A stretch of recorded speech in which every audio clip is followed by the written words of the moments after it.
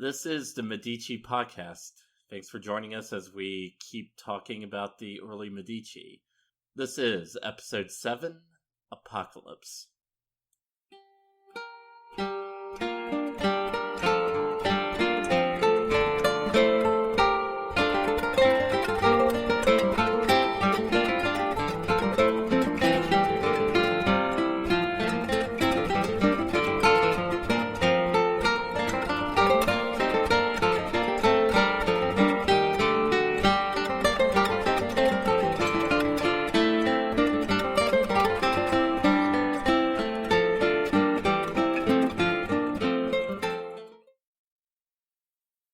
Let's start the story of one of the most catastrophic and decisive events in the history of Florence and the Medici family, about 4,000 miles away from Florence, at a small cottage on the shores of Lake Issyk-Kul in modern-day Kyrgyzstan. There lived a woman named Magnu Kelka and her husband, Kutluk. We know very little about them except for two things, thanks to their grave inscriptions. They were Nestorian Christians, a sect of Christianity that developed in Syria and spread as far eastward as China. The other thing we know for certain about them is that they died in 1339, very early victims of the plague we know as the Black Death. The traditional consensus is that the Black Death was bubonic plague, caused by a particularly nasty strain of a bacteria with the fancy scientific moniker of Yersinia pestis. Some modern scientists and historians have questioned this traditional diagnosis, instead arguing the Black Death was some illness that no longer exists, was another disease like typhus or anthrax, or was the bubonic plague, just with help from another biological agent, like a widespread toxic microfungi that weakened the human immune system. But there's less debate nowadays about how the Black Death traveled. It may have started in the steppes of Central Asia or the Gobi Desert and traveled along the famous Silk Road to the port city of Kaffa on the Black Sea, which was then controlled by Genoa. And from there, the plague hitched rides on ships to Constantinople, Sicily, the French Riviera, and of course, northern Italy through Genoa. Estimates do vary, but many settle on the average death rate being 20%, with some local death tolls as high as 40% and 50%. When the Black Death reached Florence in March of 1348, the city was still suffering under an economic depression and political unrest. Based on tax records, the historian Jean Brucker estimates that on the eve of the Black Death, Florence had a population somewhere between 90,000 and 120,000. By 1352, the population had fallen down to 50,000. But I don't think numbers alone tell the whole story. Instead, I believe nothing hits home the impact of the plague than the fact that the chronicle being written by one of our main observers of medieval Florence, Giovanni Villani, ends mid-sentence with 5 simple words. And the plague lasted until... There's also this poignant remark from famous poet and scholar Petrarch, who was alive at the time. Oh, happy posterity, who will not experience such abysmal woe, and will look upon our testimony as a fable. Florence's nightmare, however, was historians' gain. The writer Giovanni Boccaccio gave the most detailed first-hand account of the Black Death anywhere in the introduction to his famous story collection, the Decameron. For starters, here is his description of the symptoms. It did not take the form it had assumed in the East, where if anyone bled from the nose, it was an obvious portent of certain death. On the contrary, its earliest symptoms in men and women alike was the appearance of certain swellings in the groin or the armpit, some of which were egg-shaped, whilst others were roughly the size of the common apple. Later on, the symptoms of the disease changed, and many people began to find dark blotches and bruises on their arms, thighs, and other parts of the body, sometimes large and few in number, at other times tiny and closely spaced. Against these maladies, it seemed that all the advice of the physicians and all the power of medicine were profitless and unavailing. At all events, few of those who caught it ever recovered, and in most cases, death occurred within 3 days from the appearance of the symptoms we have described. Some people dying more rapidly than others, the majority without any fever or other complications. The plague I have been describing was of so contagious a nature that very often it visibly did more than simply pass from one person to another. In other words, whenever an animal other than a human being touched anything belonging to a person who had been stricken or exterminated by the disease, it not only caught the sickness, but died from it almost at once.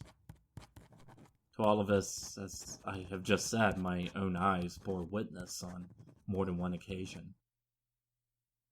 Boccaccio also describes the way his fellow Florentines reacted to the plague in ways that might sound familiar to those of us who lived through COVID.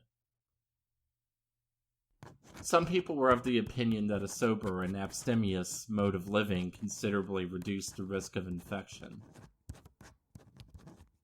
They therefore formed themselves into groups and lived in isolation from everyone else.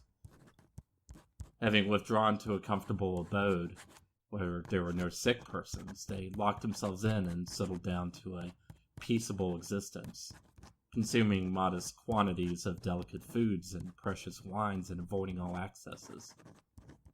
They refrained from speaking to outsiders, refused to receive news of the dead or the sick, and entertained themselves with music and whatever other amusements they were able to devise. Others took the opposite view and maintained that an infallible way of warding off this appalling evil was to drink heavily, enjoy life to the full, go round singing and merrymaking, gratify all of one's cravings whenever the opportunity offered, and shrug the whole thing off as one enormous joke. Moreover, they practiced what they preached to the best of their ability. For they would visit one tavern after another, drinking all day and night to a moderate excess. Or, alternatively, and this was their more frequent custom, they would do their drinking in various private houses, but only in the ones where the conversation was restricted to subjects that were pleasant or entertaining. Such places were easy to find, for people behaved as though their days were numbered, and treated their belongings and their persons with equal abandon. There were many other people who steered a middle course between the two already mentioned, neither restricting their diet to the same degree as the first group, nor indulging so freely as the second in drinking and other forms of wantonness, but simply doing no more than satisfy their appetite.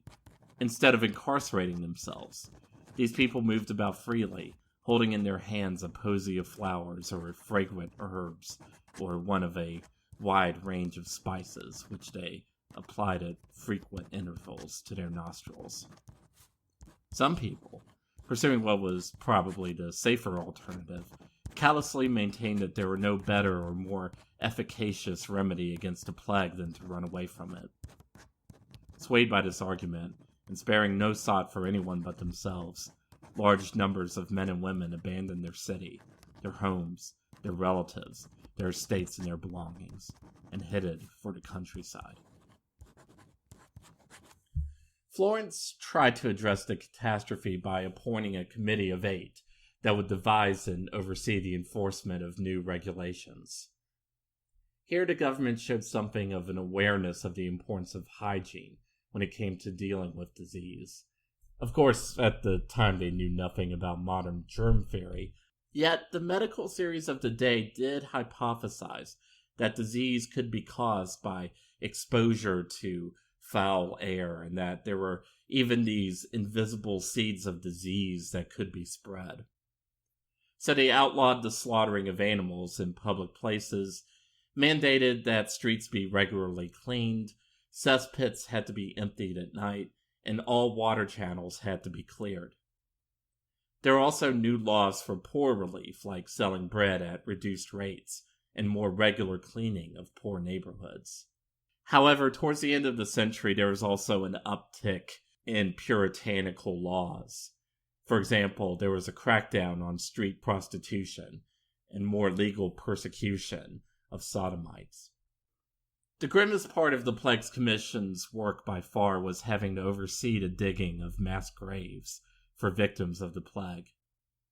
Sadly, as people who live on the other side of the 20th century, mass graves are a still macabre but not entirely unexpected sight.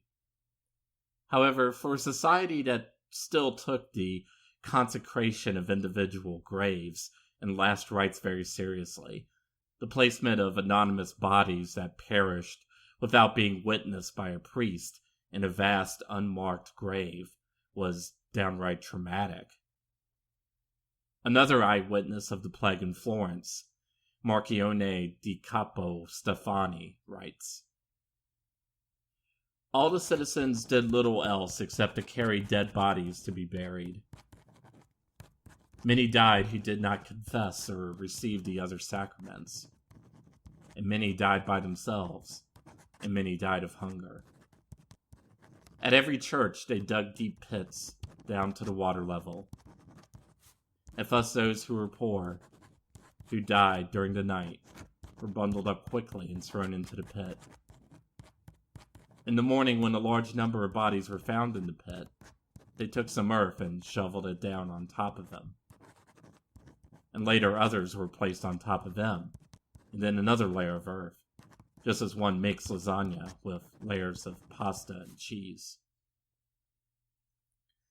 As you might expect from a disease that might have been killing up to half the people that lived there, the Black Death changed life in Florence. In fact, it changed life in Florence as much as, in many of the same ways as it changed life in all of Europe. For one thing, the Black Death and the recurrence of the bubonic plague in the following decades apparently inspired a less devout generation, more concerned about their life and legacy in this world than the afterlife. The historian Samuel Cohn found in the years immediately following the Black Death there was a greater demand for paintings that showed their rich patrons alongside sacred figures like John the Baptist and the Virgin Mary. Also, Cohn found that by the sunset of the 14th century, commissions for purely religious art fell drastically. At about the same time, the careers of pioneering Florentine Renaissance artists like Donatello and Brunelleschi were taking off. Under the weight of the plague, the old philosophical consensus also crumbled. With the hugely influential philosopher Thomas Aquinas, the intellectual mainstream just before the Black Death was that the universe operated in an orderly manner, according to consistent laws and categories set by God. Further, the universe and its laws and categories could be understood through classical logic and reason. After the plague, though, a new philosophical movement, the nominalists, instead argued that the human mind is actually unable to comprehend the workings of the universe, and at best it could only interpret events as they unfold. Not only that, but God's omnipotence actually meant that there was no stable order or categorization to the universe, since God, by definition, could change anything at any time. How much nominalism influenced the Renaissance philosophy of humanism, and in what ways, is a pretty big topic that could probably spawn its own podcast.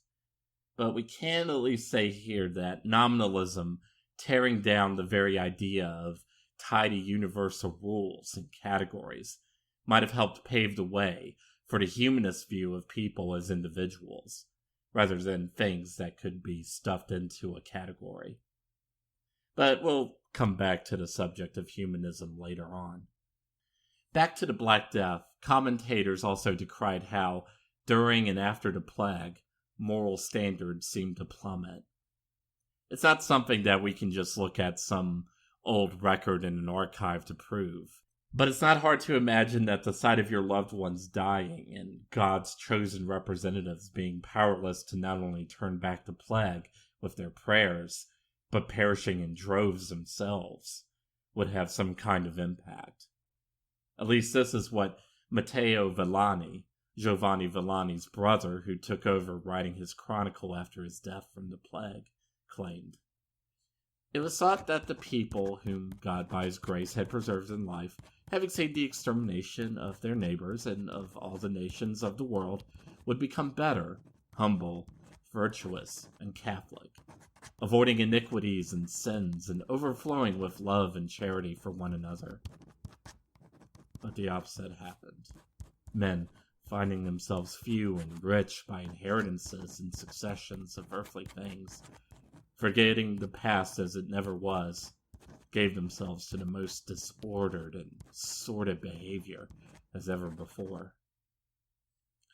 It certainly didn't help the moral and religious climate that the church had to drastically lower their standards, including in Florence. Many priests, friars, and monks took their religious duties seriously during the Black Death, braving the plague-ridden air to provide medical aid and spiritual comfort to the dying. It's an inspiring example of the lengths of selflessness faith at its best can ignite in people. It was also the reason why clergy dropped like drunks at a frat party. In Florence, more than half of the members of the Dominican order were claimed by the plague. Across Europe, the church was forced to take in men and women who were illiterate and had no interest in the church except getting a steady paycheck or a roof over their heads. Speaking of frat houses, we know of one Dominican friar, Giovanni di Carlo, in Florence, who was devastated by the state of his monastery after they had to take in young men who didn't have any education or faith just to keep the lights on. Just as people even within the church became more skeptical and hedonistic, people's relationships with death itself changed too. The dance macabre, that famous image of young people dancing with either the Grim Reaper or with corpses, actually predated the Black Death. But during and after the plague, images of the dance macabre became more widespread and elaborate. Instead of just showing the young dancing with death, they began to show people of different classes, even popes and kings, participating in the dance and driving home the message that before death, everyone is equal. Grave markings commissioned by the wealthy also began to display realistic depictions of corpses in decay, rather than showing the deceased in repose or at prayer. These became known as transitombs, or memento mori monuments. It also looks like the living became more willing to intrude upon the spaces of the dead. A notorious example of this was the cemetery of Chomp Fleur in the city of Avignon, which in the years after the Black Death apparently became a place where adulterers met their lovers, prostitutes hung out, and people gambled over the tombs. But as we'll see with the story of the Medici, the influence of the Black Death wasn't all rotting corpses set in stone, illiterate priests, and graveyard parties. The plummeting educational standards for clergy might have at least sped along the process of people using the languages they actually spoke in their daily life for administration and literature instead of Latin. Also, while fewer people were paying for strictly religious art, the number of commissions for artwork actually increased overall in the decades after the Black Death, arguably helping set the stage for what we would call the Renaissance. Then there was how the Black Death made life better for a lot of the survivors. For example, like the church, the guilds of Florence had to lower their membership criteria. The historian David Herlihy found that the Silk Merchant Guild admitted only 16 new members in 1346 and 18 in 1347, the years right on the eve of the Black Death. After the plague, it admitted 69 new members in 1349. and kept admitting large numbers, even after the city's population practically collapsed. Whatever the qualifications of these new members, it did mean that there was, in the wake of the plague, more social mobility in Florence than there had been in generations, if not centuries. Florence also reaped other Europe-wide benefits brought about by the recent catastrophe. With the high death rates, employers found themselves without workers, and landlords without tenants and farmers. Thanks to the new demand, even peasant serfs and laborers could actually threaten to leave their current landlord or employer and look for a better deal elsewhere. Governments tried to rein in these trends by restricting the rights of workers and tenant farmers to break their contracts and setting wages at pre-plague levels. These efforts were generally unsuccessful, though. Well, except in sparking historic peasant revolts like the Jacquerie in France and the Peasants' Revolt in England. It also set the stage for a revolt in Florence itself, but we'll get there too. As for Florence, though, the wages of skilled workers rose nearly 200%. Likewise, across Europe, the prices of essential foodstuffs and rents fell. The quality of living actually increased for the lower classes, with people being able to afford luxuries they wouldn't have otherwise had access to in the pre-plague years. All of this was yet another cause of complaint for Matteo Villani. The common people, by reason of the abundance and superfluity that they found, would no longer work at their accustomed trades.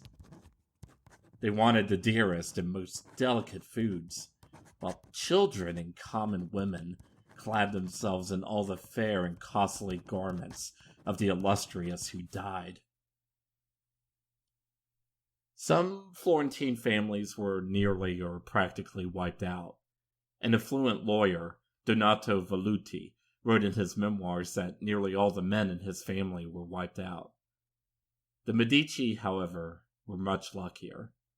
Many branches of the family were still thriving, or at least surviving. Tax records preserved the existence of 20 Medici households in the wake of the plague, 2 whose yearly income was just at the level of urban laborers. However, other Medici households were doing far better.